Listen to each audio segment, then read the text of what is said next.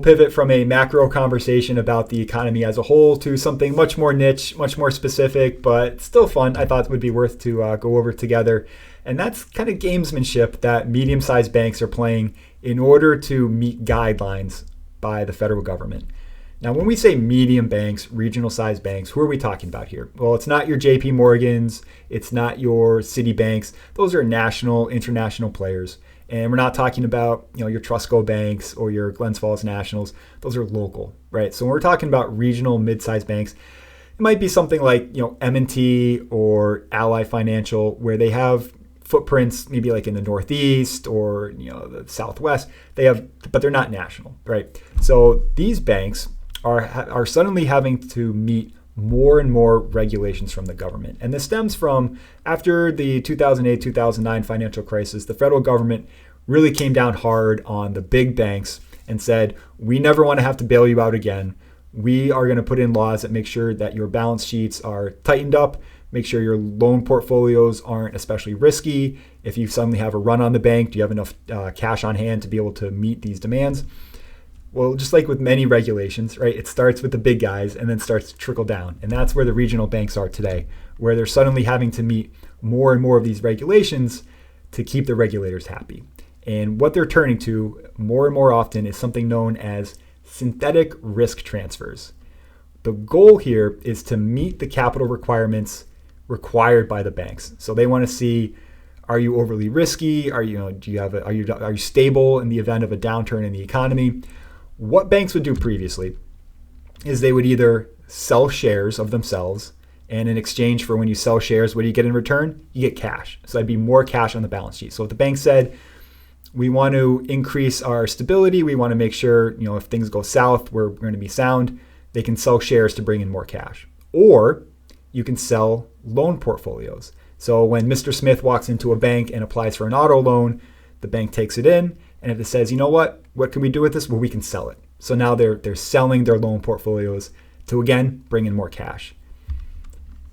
That was previously. Now what they're doing is a form of insurance-ish. And we'll go over an example together. So there's two players involved in this transaction. You have the bank, and you have what's typically going to be a private equity firm, possibly an insurance firm. We have two players involved. And the bank says, we have a loan portfolio, auto loan portfolio of $100 million. And we want to protect against defaults on that loan portfolio. What this accomplishes is that they are taking risk off of their plate. So you have the bank looking to insure against defaults, and you have, let's call it this private equity firm saying, yup, we're here to help. We're going to alleviate that risk off of your plate in the form of a insurance policy, essentially, right? So what's happening here? Well, the bank is going to be funding annual premiums, just like you do for your auto insurance, right? Or if you have a life insurance policy, you're paying a premium. That's what the bank is doing. The bank is saying, we're going to send you a premium every year.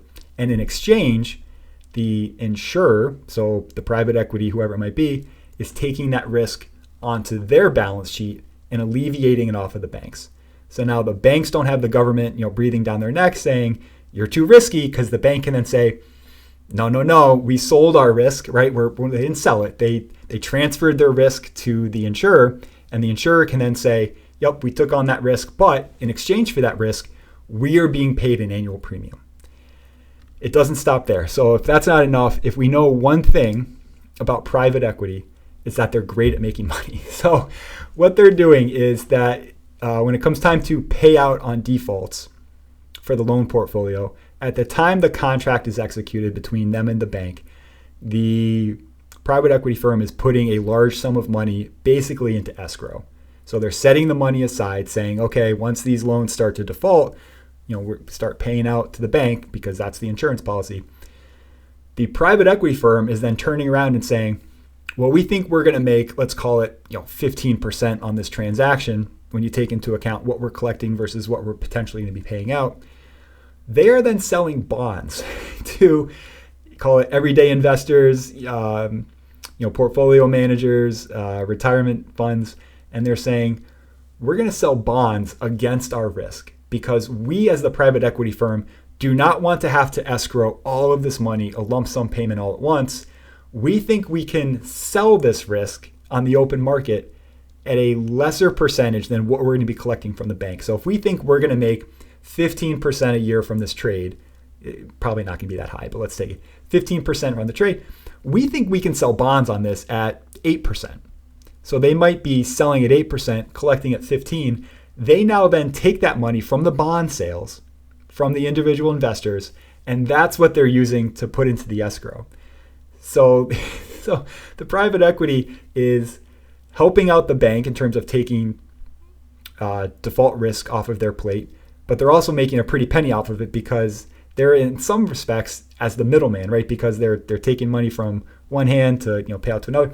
So private equity is making money on both sides here. But long and the short of it is this actually a good thing? So it's pretty complicated. We got a lot of players involved, big banks and national insurance companies and individual investors. Is this a good thing? I would say that it is a good thing, and the reason is because we as a society, we need our banks to flourish. We need our banks to be able to lend, especially to mom and pops who are looking to buy a house or if they're looking to start a business. And if banks are either A, especially risky and they go under, or B, they're maxed out in terms of the amount that the government is saying they're comfortable lending out, right? The risk that they're able to take on, well, then they can't issue loans to start new businesses for people to buy houses. So being able to spread that risk over different companies, entities, whatever it might be, is a very helpful thing. And again, if a bank does happen to sustain a downturn, a portfolio goes bad, they're going to be on the hook for some of it, right? They aren't able to sell off all of the risk, but it's not going to be a catastrophic event because, again, it's going to be spread out amongst the economy. So overwhelmingly, I would say this is a very positive thing.